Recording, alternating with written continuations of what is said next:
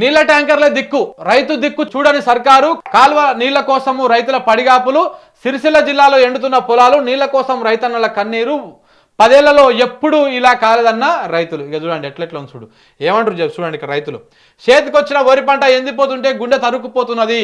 పంటను కాపాడాలనే ఉద్దేశంతో నీటి ట్యాంకర్ ద్వారా పొలానికి నీళ్లు పెడుతున్నా. నాకున్న కొద్దిపాటి వరి పంట ఎండిపోతే మేము ఏమి చేసి బతకాలి? దయచేసి ఎల్లంపల్లి కాలువ ద్వారా నీటిని విడుదల చేసి ఆదుకోవాలని చెప్పి గంగాధర్ అనేటువంటి రైతు రుద్రంగి మండలం నుంచి చెప్తా ఉన్నాడు. పాపం ముందటిలాగే బోర్లలో నీళ్లు ఉంటాయని వరి నాటు వేశాం, కానీ పంట చేతికొచ్చే సమయంలో బోర్లలో నీళ్లు లేక వరి పంట ఎండిపోతున్నది. కాలువలకు ఒక్కటే రోజు నీళ్ళు ఇచ్చిండ్రు, మళ్ళీ నీళ్ళు ఇస్తలేరు. ఎల్లంపల్లి కాలువ ద్వారా నీటిని విడుదల చేస్తే ఎండుతున్న పంటలకు జీవం పోసినట్టు అవుతుంది. మేమంతా సంతోషంగా ఉంటాం, ప్రభుత్వం ఆలోచించుకోవాలని చెప్పేసి ఆదుకోవాలని నేరెళ్ల శ్రీనివాస్ అంట ఆయన రుద్రంగి నుంచి చెప్తా ఉన్నాడు.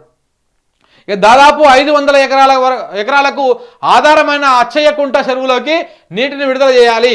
వరి పంట చివరి దశకు వచ్చే సమయంలో భూగర్భ జలాలు అడిగంటి బోర్లు బావుల్లో నీరు లేకుండా పోయింది. 1000 రూపాయల పెట్టుబడి పెట్టినాం. దయచేసి ఎల్లపల్లి కాలువ ద్వారా అచ్చయ్యకుంట చెరువును నింపాలి, రైతులను ఆదుకోవాలని చెప్పేసి కట్కూరు రమేష్ అనేటువంటి రైతు చెప్తా ఉన్నాడు. అసలు ఈ భూగర్భ జలాలు ఎట్లా తగ్గిపోయినాయి మన తెలంగాణ రాష్ట్రంలో? ఎట్లా తగ్గిపోయినాయి అంటే మన నేలలు రాతి నేలలు, తెలంగాణ నేలలు రాతి నేలలు. ఈ భూమి మీద మన నేలలలో ఎక్కువ నీళ్లు స్టోరేజ్ ఉండవు.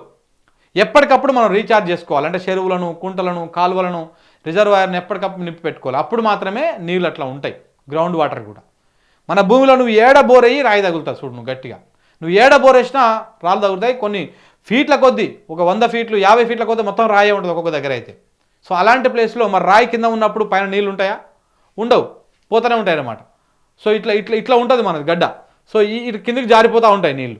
సో కాబట్టి మనకు భూగర్భ జలాలు తగ్గిపోతూ ఉన్నాయి. ఎప్పటికప్పుడు రీఛార్జ్ చేసుకుంటే, ఎప్పటికప్పుడు ఈ చెరువులు కుంటలు నింపెట్టుకుంటే ఈ సమస్య ఉండకపోవు.